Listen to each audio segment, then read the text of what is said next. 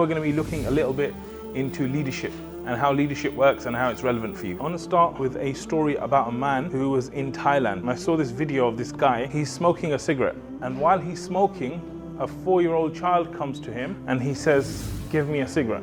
He said, "No." He said, "Look, don't you know you're a kid? It's bad to smoke. You shouldn't smoke, etc." Right? And then the kid, he basically hands a note to the man. The man just like opens the note, and it says, "You worry about me, but why not about yourself?" So what's wrong with this image or video? It's hypocritical, right? His actions didn't match his words, because he's there smoking and he's saying to the other child that you shouldn't smoke, it's bad for you. One of the issues you'll find in leadership is that bad leaders, they will say things and they won't do them. And then everyone around can see that this person doesn't have integrity and with their words. Because leadership is one of those things which has many different definitions and people see it differently. So someone else might come here and like you described it as an army, yeah? Someone leading their army. Someone else might come here and say, "Oh, this is a tour guide with the flag saying, 'Follow me in the museum, guys.'" They're still leading. But pinpointing leadership can be very difficult where someone can say, "This is what leadership is." We're going to look at the hadith of the Prophet ﷺ, where he said, "Each of you is a shepherd and all of you are responsible for your flocks." So we can be leaders in any situation where we can have a positive influence on others.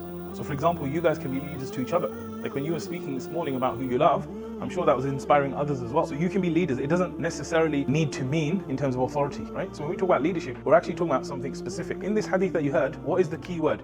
Each of you is a shepherd and all of you are responsible for your flocks. What's the big word that's coming out at you guys from that one? Responsible. So one of the keys to leadership is responsibility. And like I was saying, when we're talking about leadership, we're not talking about you having authority over others. Like, okay, Muhammad's the CEO and he's a leader. That doesn't mean each of you is not a leader. He actually wants you guys to all be leaders, right? And take that responsibility. So this is not about telling other people what to do or being in charge. This is about you actually being a leader. Is there any situation where you can't be proactive and make a positive difference? What we need to realize is that the leadership we're talking about here is actually a responsibility upon you. So each of you, for example, you all have a position in your organization. What does that mean? It means that you guys are responsible for fulfilling certain duties and tasks in that role. So if you don't do it, who's going to do it? But it's not about you guys understanding that this role and position you've been given, this is actually a trust to you. This position is a trust to you, and if you don't fulfill it properly, it will eventually leave you. And the way you fulfill it is actually by being an outstanding leader. If he's thinking properly about the organization, he's thinking, okay, I'm coming on, I'm building this. The people I'm going to bring on, they're going to bring on people, they're going to manage people, they're going to bring on more people, they're going to manage more people. So everyone has to take responsibility.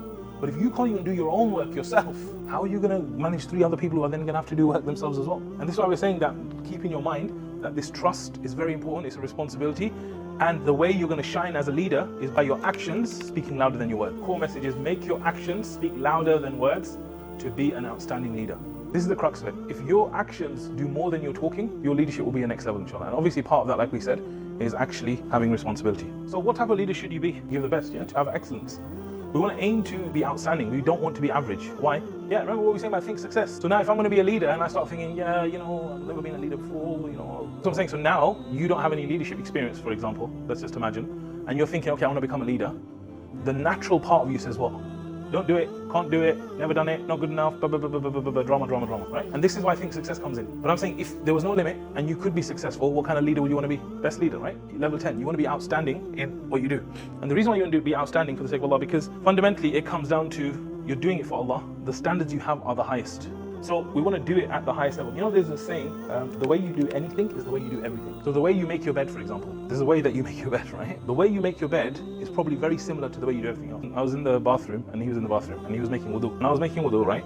Cleaning myself. And I saw him come in and it was like this. He went, and it was just done. Like literally within like, I don't know how many seconds, right? It was just done. And then I started speaking to him and I realized he does everything like that. He's action man, he's like very fast. And me, I'm like, okay, methodical. I'm thinking about how am I doing, But the way I do that is the way I do everything. And same with you guys. Like if you look at your pattern, the way you go to the bathroom, the way you make your bed, the way you do wudu, the way you do this, there's a certain way you do it. And this is why it's so important to have high standards. Because if you have high standards in one thing, it'll see you through in the other areas. But if you have low standards and you do things very poorly, it'll see you in the same way.